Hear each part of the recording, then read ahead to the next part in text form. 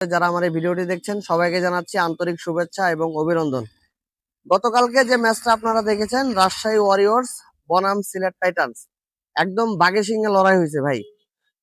আপনারা জানেন গতকালকে একদিন আগেই কিন্তু সিলেট টাইটান্স লাস্ট এক বলে 6 রান দরকার ছিল, ওক সেই এক বলে ছয় আদায় করে নেওয়ার পরে কিন্তু আপনার কালকে আবার কোয়ালিফাইড 2 ম্যাচ হয়েছে রাজশাহীর সাথে।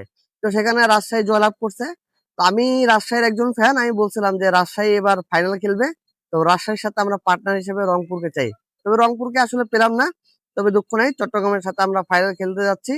তো রাজশাহী ওয়ারিয়র্স এর যারা ফ্যান ফলোয়ার আছেন অবশ্যই রাজশাহী টিমের জন্য দোয়া করবেন, আমিও দোয়া করব রাজশাহী যেন ফাইনাল খেলে।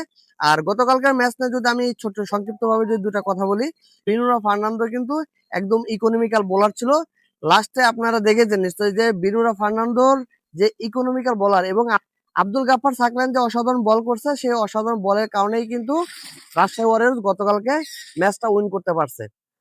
তবে এখানে শুধু অনেকে সমালোচনা করতেছে ভাই, কাকে নিয়ে জানেন? উইলিয়ামসনকে নিয়ে।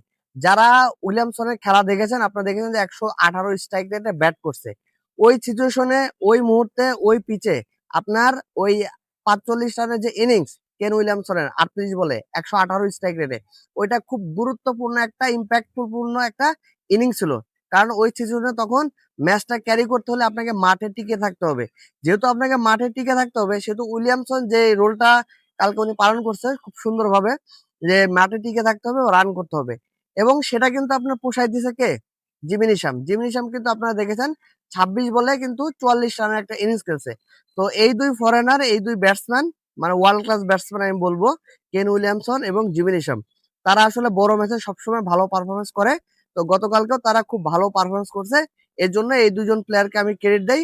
আর বোলার হিসাবে অবশ্যই আব্দুল গাফফার সাকলাইন এবং বিনুরা ফার্নান্দো, এই দুই বোলারকে আমি ক্রেডিট দিই। আর সিলেট টাইটান্সকে বলবো, সিলেট টাইটান্স ভীষণ আনলাকি, কারণ তারা আসলে ফরেনার যারা ছিলেন, যখন আপনারা দেখছেন যে স্যাম বিলিং যখন আউট হয়ে যায় তখন কিন্তু সিলেট খুব চাপে পড়ে যায়। এরপর যখন মঈন আলী আউট হয়ে গেল তখন কিন্তু সিলেট টাইটান্সের হাত থেকে ম্যাচটা বের হয়ে গেল। ঠিক তখন আপনারা জানেন যে ওকস লাস্ট আগের ম্যাচে যে 1 বলে 6 মারছিল, ওকস এর উপরে একটা ভরসা ছিল সিলেট টাইটান্সের যারা ফ্যান আছে, তারা হয়তো ভাবছিল যে ওকস হয়তো বা কিছু একটা করে ম্যাচটা উইন করতে পারবে।